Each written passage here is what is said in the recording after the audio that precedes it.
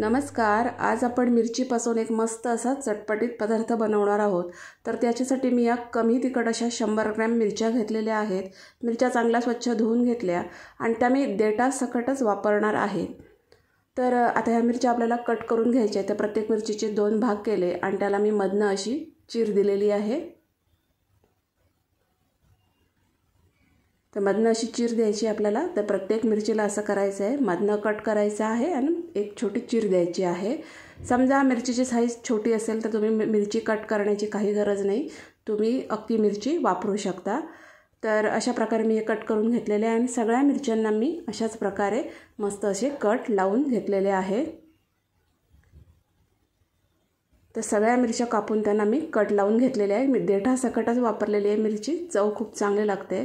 आता इथं मीठ घेतलेलं आहे आणि प्रत्येक मिरचीच्या कटमध्ये मी आता हे मीठ भरलेलं आहे. असं मीठ भरल्यामुळे काय होतं की मिरचीची चव आहे ती खूप छान लागते. तर कट पारलेल्या भागामध्ये आपल्याला थोडं थोडं असं मीठ भरायचं आहे. तर अशी मी प्रत्येक मिरचीला मीठ भरून घेतलेलं आहे.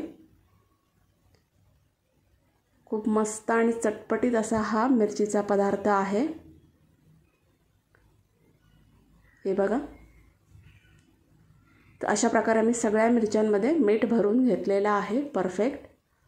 तर सगळ्या मिरच्यांमध्ये मीठ भरून झालेलं आहे आणि आता मी इडली स्टीमरची जाळी घेतलेली आहे, इडली पात्राची जाळी,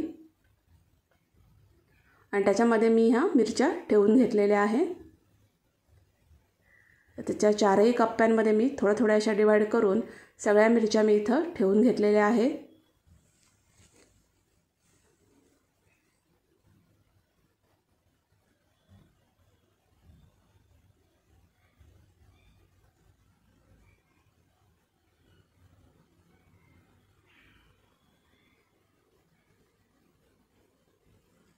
तर त्याच्या 4ही कप्प्यांमध्ये ह्या सगळ्या मिरच्या ठेवून झालेल्या आहेत आणि आता आपण याला स्टीम करणार आहोत.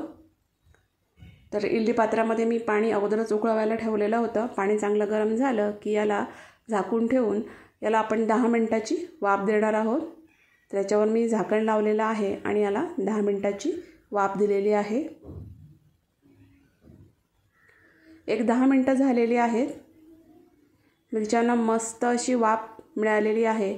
अशा जर मीठ भरून जर तुम्ही मिरच्या वाफवल्या तर त्यांचा तिखटपणा फार कमी होतो. तर एक भांडं घेतलेलं आहे, त्याच्यामध्ये 1 मोठा चमचा तेल घातलेलं आहे. तेल चांगलं गरम झालं की याच्यामध्ये अर्धा चमचा मोहरी घातलेली आहे. मोहरी चांगली तडतडली की मग याच्यामध्ये अर्धा चमचा जिरं घातलेलं आहे. जिरं चांगलं फुललं की मग याच्यामध्ये थोडासा हिंग घातलेला आहे. तर हिंगामुळे टेस्ट खूप छान येते, आवर्जून घाला हिंग. नंतर मग छोटे छोटे आल्याचे तुकडे 1 चमचा घातलेला आहे आणि त्याच्यानंतर मग मी लसणाचे थोडे छोटे छोटे केलेले तुकडे घातलेले आहेत. म्हणजे 1 चमचा आल्याचे तुकडे, 1 चमचा लसणाचे तुकडे. इथे आलं लसूणची पेस्ट वापरू नका, हे आलं आणि लसूणचे सेपरेट असे छोटे छोटे केलेले तुकडेच वापरा, त्यानेच टेस्ट खूप चांगले लागते. आणि मस्त असं हे तेलामध्ये मी परतवून घेतलेलं आहे. हे बघा, छान अगदी तेलामध्ये हे परतवून घ्यायचं, मस्त अगदी लसणाचा सुगंध दरवळेपर्यंत.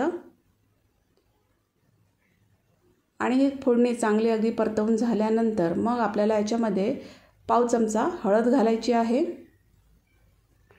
आणि इथं मी 1 चमचा ही काश्मीरी लाल मिरची पावडर घातलेली आहे. ही अजिबात तिखट नाही आहे, फक्त कलरसाठी म्हणून मी इथं मिरची पावडर वापरलेली आहे.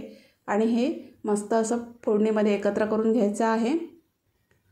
आणि त्याच्यानंतर मग याच्यामध्ये 1 वाटी फेटलेलं दही घालायचं आहे.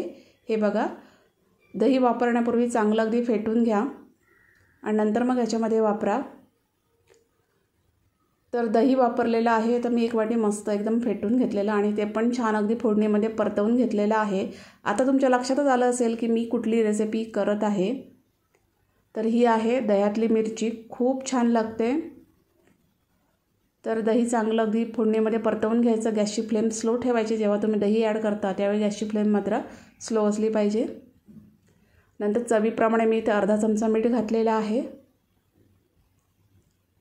थोडीशी बारीक चिरलेली कोथिंबीर घातलेली आहे. आणि आता हे छान अगदी एकत्र करून घेतलेलं आहे. खूप मस्त असा चटपटीत असा हा दही मिरची असा हा पदार्थ आहे, खूप छान लागतो. जेव्हा कुठलीही भाजी नसेल त्यावेळी तुम्ही हा पदार्थ करू शकता, म्हणजे ही भाजी करू शकता. तर याच्यामध्ये मी आता वाफवलेली ही मिरची घातलेली आहे. तर जेवणामध्ये ताटामध्ये तोंडी लावण्यासाठी तुम्ही ही मिरची अशी वापरू शकता, खूप छान लागते. एकदम चटपटीत असा हा पदार्थ आहे. तर आता ही मिरची आहे ती मी छान अगदी एकत्र करून घेतलेली आहे.